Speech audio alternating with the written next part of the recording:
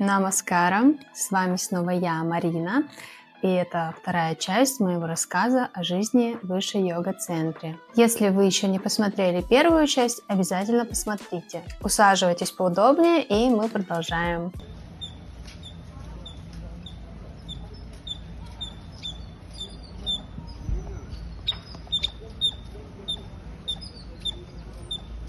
На территории ашрама очень много зелени, очень много деревьев и различных животных. Часто это павлины и другие разные птицы, кабанчики, коровы, бычки, бурундучки, а еще змеи.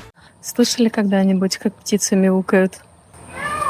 Как мне сказали, в ашраме одновременно может проживать от 5 до 7 тысяч человек. Это в 2-3 раза больше, чем поселок, в котором я родилась и жила все детство. На следующий день после моего первого волонтерства мне поставили севу в зале для медитации, которая называется Sadhana Hall. Там проводились бесплатные free yoga sessions по приложению Miracle of Mind. Вы можете скачать его себе на телефон и делать медитации от 7 минут в день. Моей задачей было гайдить, то есть направлять людей к бланкам с обратной связью. Поскольку мой английский был не очень, мне смогли доверить только эту работу. Я приглашала людей к столикам с бланками. Бланки были на английском, тамильском и хинди. К моему удивлению, бланки люди просили в основном на английском языке. На тамильском было сильно меньше, хотя мы находились в штате Тамилнад, а на хинди были совсем единицы. Я раньше думала, что все индийцы говорят на хинди, но, как мне позже сказали, оказывается, что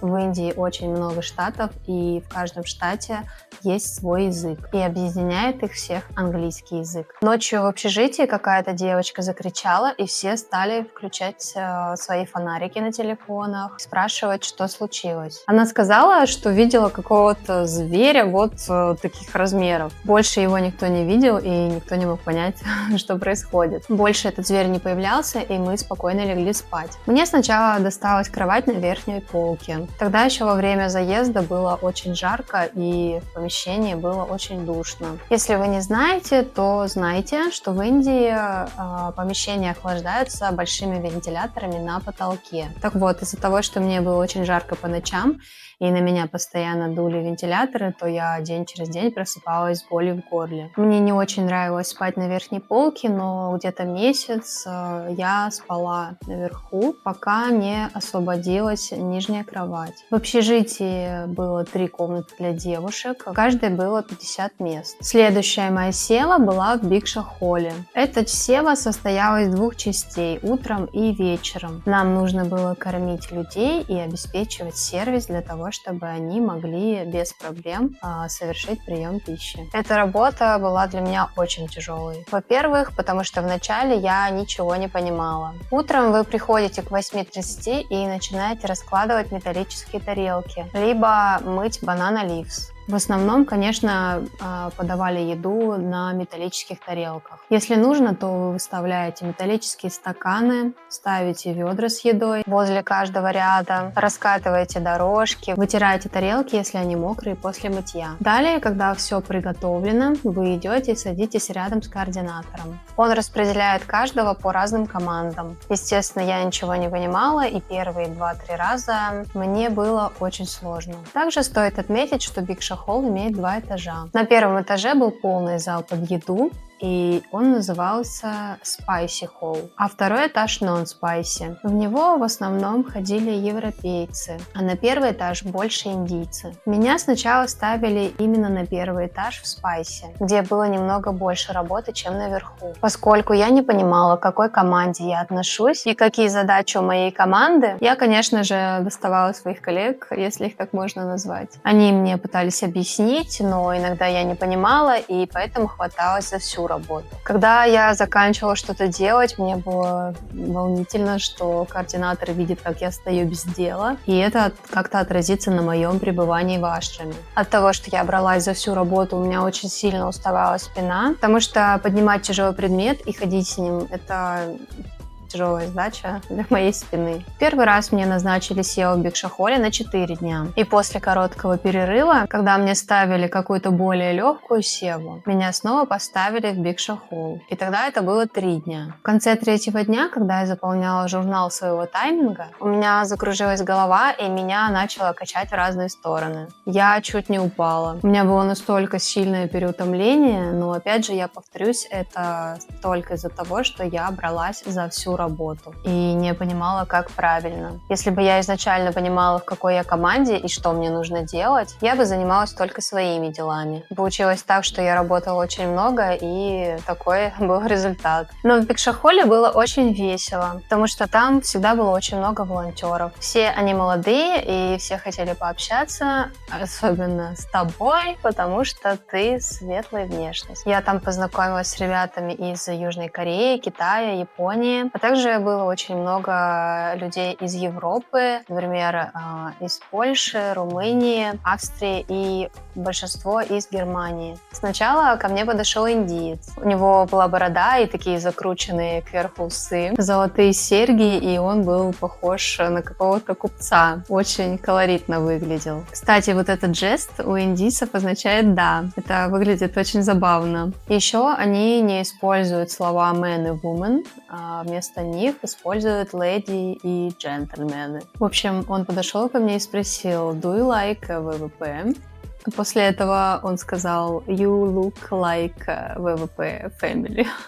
Я была очень удивлена. Дальше он сказал, что ему очень нравится ВВП, а также, что он читает русскую литературу о русских правителях, и ему очень нравится. В данный момент он читал Островского. Дальше ко мне подошел японец, и он, видимо, сразу понял, что я говорю на русском, сказал мне «Здравствуйте, спасибо». После этого ко мне подошел еще один индиец и сказал, что он учился в Курске и немного говорит по-русски. Еще один индиец с тюрбаном на голове и кудрявыми волосами подошел ко мне и спросил, откуда я. Я сказала, что я из России. Он сделал очень возмутительное выражение лица и сказал «scary». Очень эпично было слышать это от человека, который похож на террориста. Сейчас я расскажу вам о поведении индийских людей. Преимущественно это будут девушки, потому что в общежитии жила я именно с девушками. Скажу мои возмущения, замечания и странности, которые я за ними наблюдала. Во-первых, бытует мнение, что индийцы очень нечистоплотные, и это стопроцентная неправда. Они очень чистоплотные, они заботятся о своем внешнем виде, они очень следят за своей гигиеной, они долго моют руки, долго чистят зубы и делают это очень часто. Второе, это они как будто бы не знают о таком понятии, как личные границы или личное пространство. Они не думают о людях вокруг них, когда им что-то нужно, да и себе, наверное, тоже. Ощущение, как будто бы они очень неосознанные, но это в большинстве касается возрастных людей. В частности, это взрослые женщины, которые выглядят как бабушки, либо взрослые мужчины. Но женщин с таким поведением я встречала гораздо чаще. Например, они постоянно лезут без очереди, если вы стоите в одной линии, все время толкают тебя, тычут тебя в спину руками, либо как-то трогают тебя, либо отталкивают тебя, чтобы пройти, если нет места. То есть они вообще не церемонятся, и меня это очень часто подбешивало. Когда не было места, чтобы разойтись, я всегда уступала. Они не уступали никогда. И однажды я решила провести такой эксперимент, идти до конца навстречу и посмотреть, что будет. И знаете, что произошло? Когда она поняла, что не может пройти, а я не уступаю ей дорогу, она просто взяла меня вот так за плечи и отодвинула в сторону и пошла дальше. Позже я сдружилась с одной девочкой из Казахстана, и обсуждая эту тему, мы пришли к выводу, что просто в Индии очень много людей, очень плотная демография, и такое понятие, как личные границы, у них попросту отсутствует. Возможно, младшее поколение уже что-то об этом слышало, но взрослое точно об этом ничего не знает. И еще была ситуация, когда утром мне нужно было набрать горячую воду, чтобы замочить свои вещи. Горячая вода у нас была только в одной душевой кабинке рядом с бойлером. Я спокойно стою, набираю воду, ко мне подлетает индианка и говорит, что она очень торопится, и я должна ее пропустить. Я ей объясняю, что я тоже тороплюсь, и мы с тобой торопимся на одно мероприятие, но она почему-то настаивала, что для нее это более важно, и я просто ее пропустила. Также со стиркой была связана еще одна смешная ситуация. Утром мне нужно было постирать свои трусы. Я замочила в горячей воде, но забыла порошок. И пошла за ним в комнату. Когда я вернулась, нет ни ведра, ни моих трусов. Я стою, не понимаю, что происходит. Смотрю на девушку напротив и не знаю, причастна она к этому или нет. Также я замечаю свои трусы на перилах. И я в тотальном непонимании, почему в ситуации, когда вокруг полно множество пустых ведер, и ты можешь взять любое из них, но ты почему-то решила взять именно то ведро, в котором я только что замочила свои трусы. Неужели мои трусы недостойны целого ведра? Я до сих пор не понимаю, что там произошло. Я не сразу это поняла, но в ашраме также есть став. В общежитии это женщины и мужчины, которые приходят в определенное время и проводят уборку в туалетных и душевых кабинках. Почти каждый день подметают и моют пол в комнатах. Я не знаю почему, может быть поэтому, а может быть просто потому, что они так приучены, но индийские девушки просто невероятно засирают все пространство вокруг себя. Сначала я не обращала на это внимания, но потом меня стало это раздражать, потому что став только наведет чистоту, и они сразу же захламляют все. Вот мы только что заехали в общежитие. Здесь никого не было, здесь все сухо, чисто, ничего не валяется. Прошло буквально полчаса.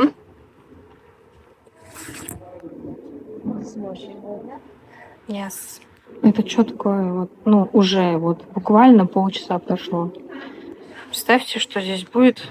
Ладно, хорошо, что мне осталось жить здесь 9 дней. Они расчесывают свои шикарные густые, длинные черные волосы, затем берут этот пучок волос с расчески и просто бросают на пол.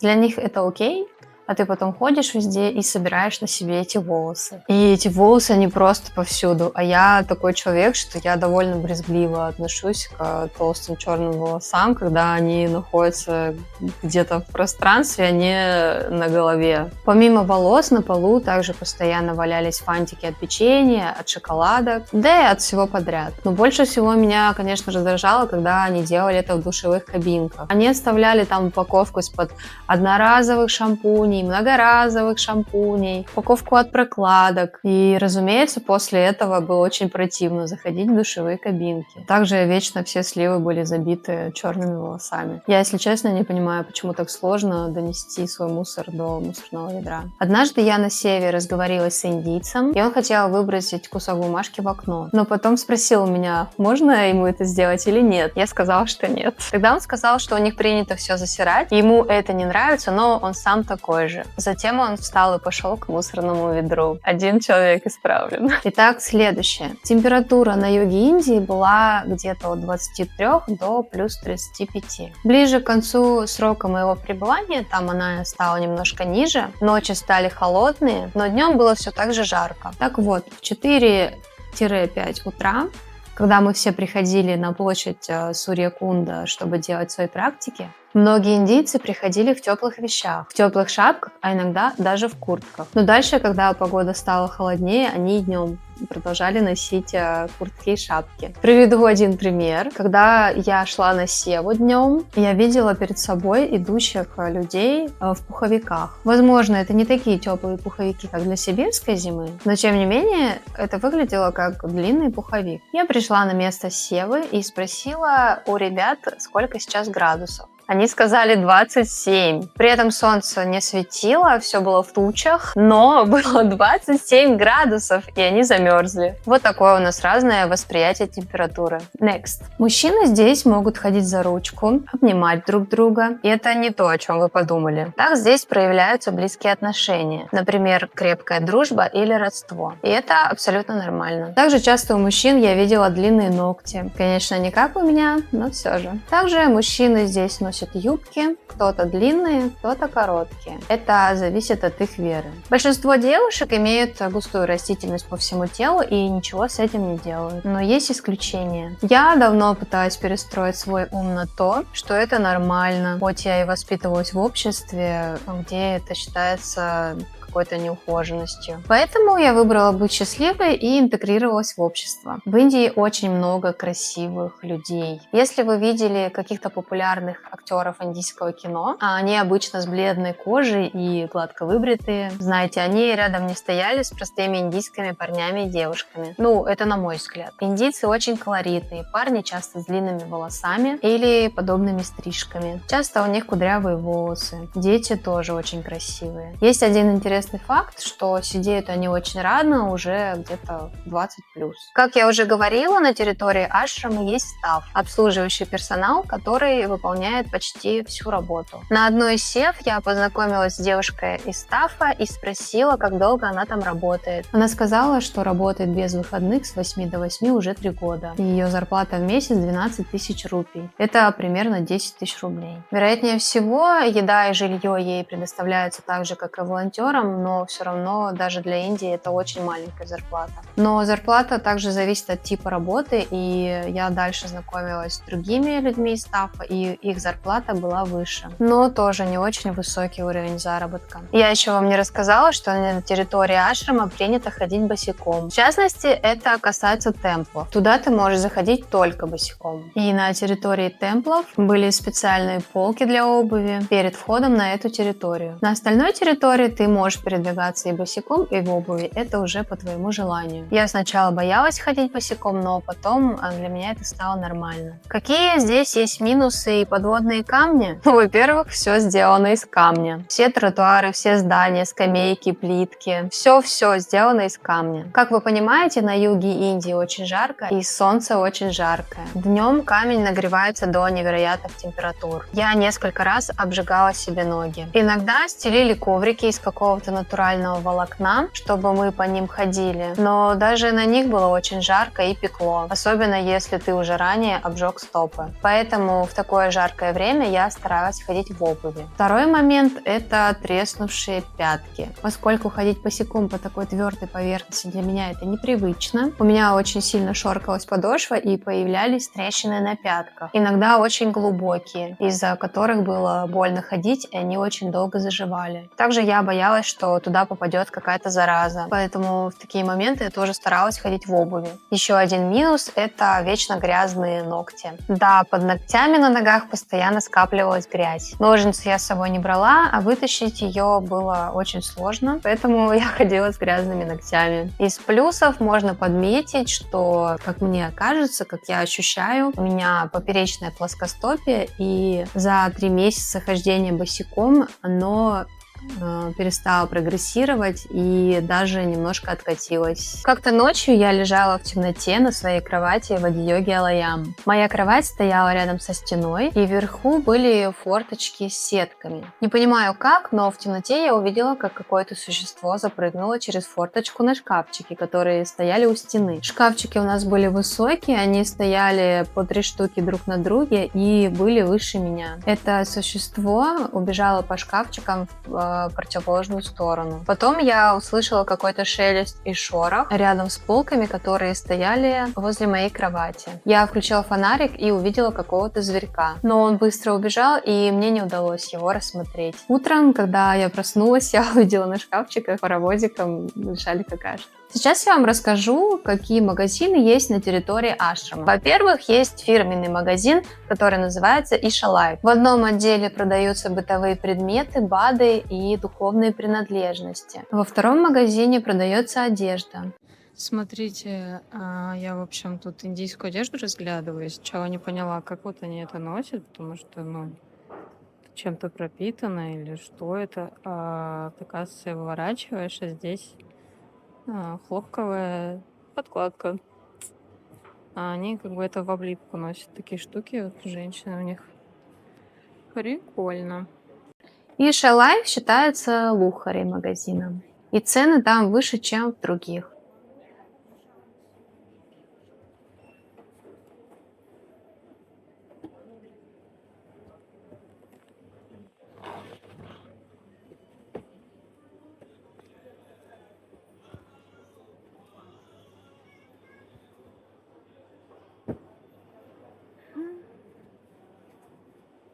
Покажу вам немного, что продается в Isha Life.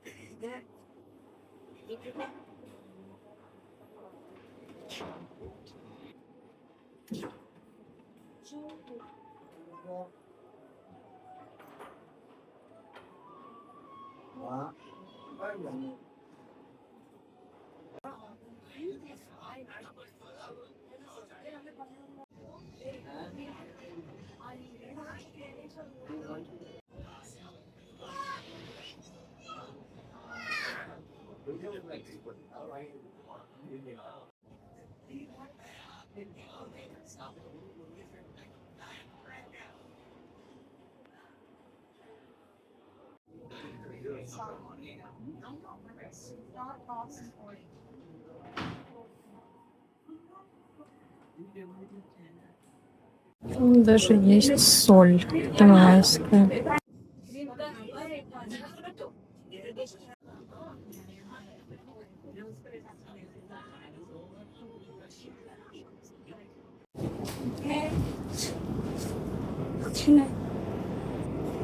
Одежда продается тоже.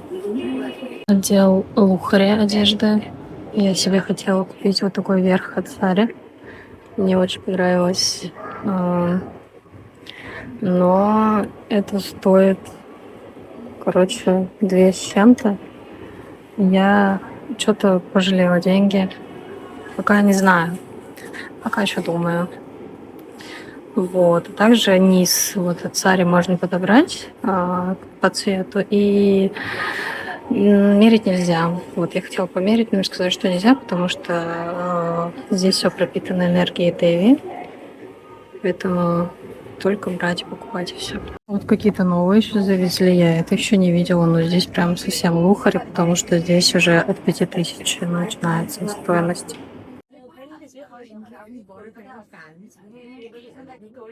Здесь всякие смеси для выпечки, вот для лепешек. Хочу такое домой взять, попробовать. И я не знаю, что это, нужно все переводить. Вот шугар какой-то, пальмовый. В общем, не знаю, это надо прям досконально изучать все. А это, видимо, вот такой сахар. Вот, также масло ги, всякие тут джемы, мед, вот, всякие масла. Картина тоже.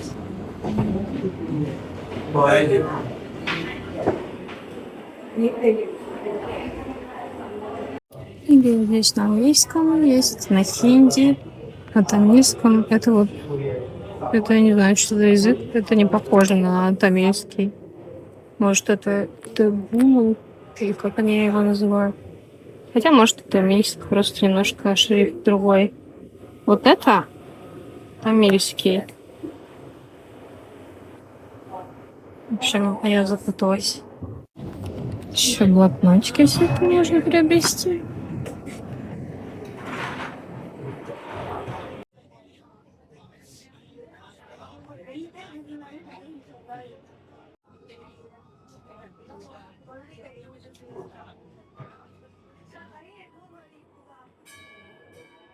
Жилки, ручки, всякие побрякушки.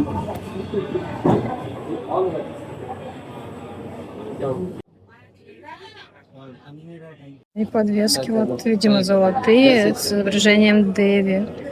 Вот, даже 65 тысяч. Это что, лям? Это 2 лям? Что это? Я что-то не понимаю. Это 66 тысяч, 133 тысячи, видимо. Дорогие, в общем. Также продается полотенце, вот маленького размера, там большого размера и тоже маленького размера. Можно было и не возить своя. Вот еще косметика продается. Я здесь как-то изучала, смотрела. Вот это для кожи какой-то тоник или лосьон. Тоже есть шампуни. Так, это тоже не то. Гель какой-то для мытья себя, видимо. В общем, здесь тоже надо читать. Сейчас нет времени у меня. И также зубные щетки, зубная паста. Все здесь продается. Вот, ребят, смотрите, это коричневый сахар, называется джаггери. И мы общались с местными ребятами, они сказали, что это сахар полезный, просто как из тростника вроде делается. Точно надо уточнить будет в интернете, в общем. Он полезный. Вот из него уже делается белый сахар. Вот, и он нереально вкусный. Такие наборы для благовония и мыло еще продается тоже. Вроде натуральное. Я читала состав, вроде хороший, но ну, как бы, он тут и должно быть хороший. Также есть магазин, который называют Department Store. Там продаются различные бытовые предметы. Там я покупала себе стиральный порошок.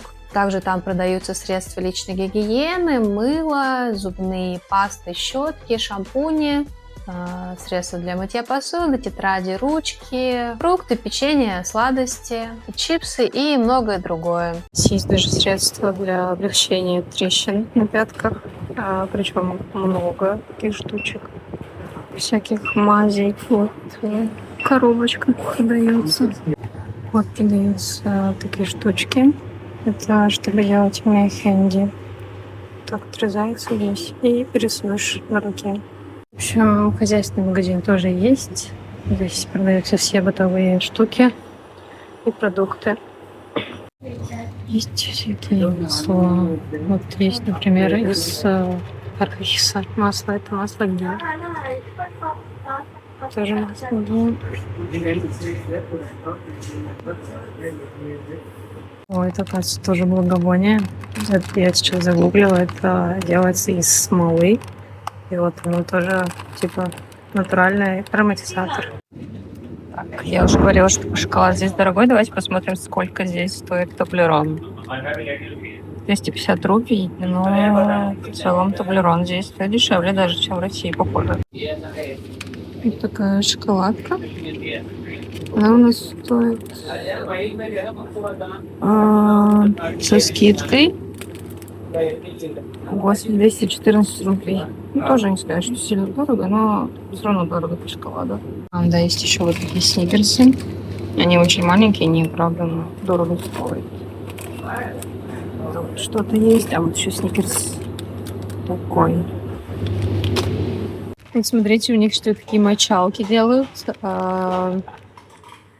Тоже натуральные эко-мочалки, в общем, из каких-то прутиков, из каких-то растений. Вот еще, смотрите, есть панир.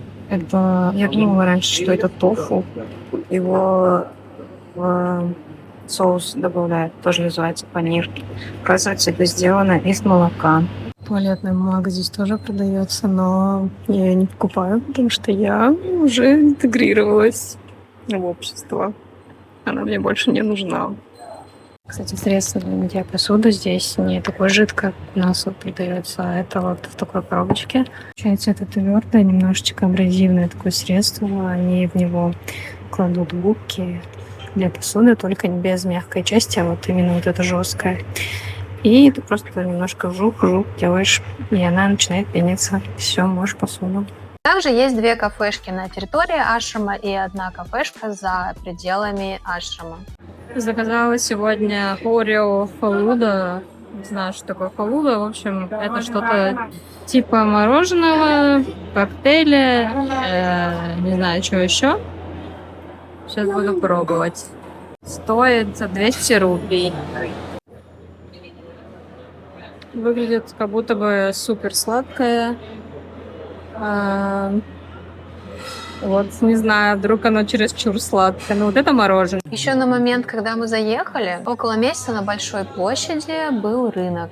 Но потом его свернули. Там по вечерам готовили фастфуд. Я часто любила ходить в кафе за территорией ашрама. потому что там продавались вкусные конфеты, доса, мороженое. Однажды я открыла для себя мороженые шарики в рожке. На удивление, это был не микрошарик за дофига денег, как я привыкла видеть в РФ, а почти 2 крупных шарика всего за 40 рупий. Было 5 вкусов, и я пробовала только 3. Это клубника, баттерскотч и орео. Сначала я очень сильно тащилась от баттерскотча, но потом перешла на орео. В один из вечеров мы решили сходить на лазер-шоу у статуи Ади-йоги. Свет от лазеров направлялся на эту большую статую, а также был рассказ о первом йоге. Смотреть это было очень интересно и красиво. Несколько моментов я засняла на телефон, но там, конечно же, было миллион человек, потому что это территория в свободном доступе. И когда происходят какие-то события, например, концерты или шоу, у индийцев принято доставать телефон и звонить своим родным по видеосвязи и показывать трансляцию в прямом эфире, чтобы их родственники тоже как бы поприсутствовали. Поэтому на видео везде торчат руки с телефонами, с выжигающим сетчатку мощным потоком света.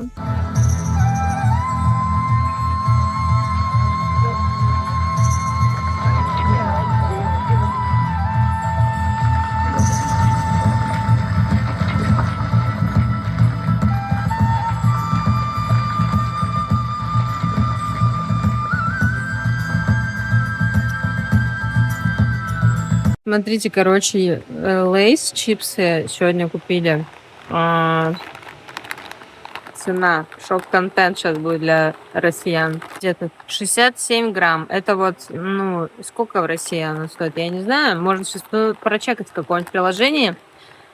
30 рупий. Это, ну, рублей 25, в общем, она стоит. Сейчас для многих, наверное, будет шок-контент. Для меня поначалу так и было. По всей территории ашрама стоят металлические кулеры с холодной и горячей водой. В комплекте идут металлические стаканы, и все пьют из них. Подразумевается, что нужно пить по-корейски. То есть, когда ты просто наливаешь воду из емкости себе в рот, не прикасаясь губами к стакану. Но, разумеется, кто-то об этом не знает. Дети так не умеют, и раз на раз не приходится. Ну, конечно, можно было купить свой стакан. Я также решила интегрироваться в общество и пила из общих. Поласкивала сначала горячей водой и потом наливала холодную. Жива, почти здорова. Пару раз в ашрам приезжали парни в женской одежде и париках. Если вы слышали об эксплуатации детей в Индии, то наверняка это и есть тот случай. За время моего пребывания в ашраме происходили различные события. Например, в один из вечеров был фестиваль хны, и девочки нарисовали мне на руке вот такую красивую мехенди. Снимать на территории ашрама запрещено. Делать фотографии, особенно на территории храмов, строго запрещено. За этим следят security, поэтому я особо этим не злоупотребляла. Поэтому я особо ничего не снимала, нигде не фотографировала. Но иногда, конечно, я нарушала эти правила, но старалась сильно не наглеть. Тут что-то сломалось, все ремонтируют. Я вам сейчас покажу свои покупки сегодняшние, потому что у меня сегодня не было утром сева. Вот я купила такое печенье, я его уже пробовала. Выглядит очень крипово, но оно очень вкусное. Лот номер 2. Я купила вот такие конфетки. Это из черного кунжута с добавлением арахиса вроде бы. Тоже очень вкусные. И вот номер 3. Вот такое написано Roll. Сейчас будем пробовать, не знаю, что такое. Ну, здесь нарисовано манго. Вот, за все это заплатила 115 рупий. Это типа манговый сок со специями острыми. Короче, не ок. Такое больше не берем. Следующая сева у меня была в Акшае. Так называется кухня, где готовится еда. Волонтеры сами там еду не готовят, они лишь помогают подготовить ее к основной готовке. Там также присутствует стаф, который занимается основными приготовлениями. Задача волонтеров заключалась в том, чтобы, например, почистить овощи, нарезать овощи, перебирать какую-то приправу, либо удалять внутренности из овощей или катать конфетки. Эта сева для меня самая легкая в ментальном плане, потому что нарезать что-то или чистить я обожаю, для меня это такой медитативный процесс. Но физически там тоже было тяжеловато, потому что тебе нужно было стоять почти всю севу. По времени это тоже была недолгая сева. Она начиналась в 10:45 до 12:45. Далее был перерыв до 2:10. и потом она продолжалась до 16:30, либо до 17. На территории ашрама находятся 2 школы для детей. В Акшаеме готовили еду и для них. Кушают они отдельно от волонтеров и от гостей. Девочки и мальчики учатся отдельно. Они занимаются на уроках различными видами творчества, например, танцы, вокал, какие-то боевые искусства, игра на музыкальных инструментах и спортивные игры. Программы у них разные. Я особо не углублялась, потому что я уже давно не ребенок, но считаю, что это очень классная инвестиция в детей. Девочки и мальчики здесь ходят в одинаковой форме. У мальчиков зачастую длинные волосы, собранные в пучок сзади. И порой очень сложно определить, кто перед тобой идет, мальчик или девочка. Сначала ты думаешь, что перед тобой идет девочка, но стоит ей развернуться, и ты видишь вот эти вот подростковые усы. И понимаешь, что это мальчик. Хочу также отметить, что дети-подростки в Индии очень красивые. У них очень мягкие черты лица, длинные густые волосы.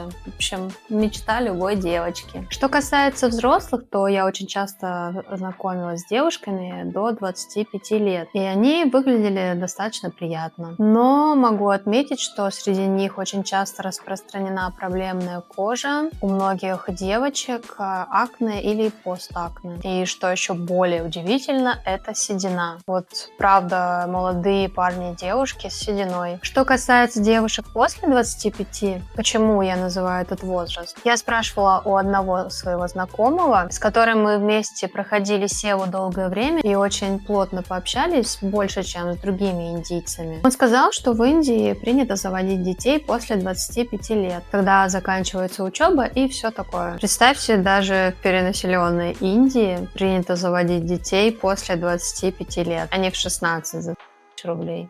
У более старших девушек мне было уже сложно определить возраст. Они в большинстве полнеют, очень много полных женщин и мужчин. У девушек, видимо, после беременности и родов меняется внешность, и они начинают выглядеть не так юно, как девушки, у которых нет детей. Дальше с женщинами происходит что-то невероятное, потому что они превращаются чуть ли не в бабушек. Был случай, когда на одной из программ со мной был парнишка лет 20, и с ним была его мама. Но сначала я думала, что это его бабушка, потому что выглядела она лет на 70. В конце программы я решила у него поинтересоваться, сколько лет его маме. И он сказал 58. Это ровесница моих родителей, но выглядела она прям как бабушка. И я не совсем поняла, почему так происходит. Может быть, это из-за их одежды. Честно, я не понимаю. В общем, внешность обманчивая, и перед тобой может оказаться вовсе не бабушка. Что касается парней, то очень много парней низкого роста. Они прям ниже меня. Ну, то есть я свои 160 сантиметров считаю низким ростом, а они еще ниже. Есть также и высокие парни, что встречается немного реже. И парни среднего роста где-то, наверное, от 170 до 175 сантиметров. Парней могу поделить, наверное, на 3 категории по внешнему виду. Одни совсем худые, но это в основном лет до 18. Есть ребята среднего телосложения, не полные и не худые. А дальше у них вырастает большой живот. И таких очень много. Я не знаю, с чем это связано. Возможно, с такой вкусной едой, которую нас кормили в Бикшахоле. Потому что я тоже набрала 3 килограмма, пока была выше. Когда ты гуляешь по территории ашрама, которая открыта для посетителей, либо ты выходишь за пределы ашрама, к тебе постоянно подходят индийцы, чтобы сфотографироваться с тобой. Все бы ничего, но только когда подойдет один, то сразу же подойдет и второй, и третий, и 10. И сначала они просят сделать тебе селфи с каждым из них, а потом еще со всеми вместе. Это очень надоедает, особенно когда ты спешишь. У меня даже были мысли брать за это деньги. Вы знаете, что российские карты не работают в других странах, и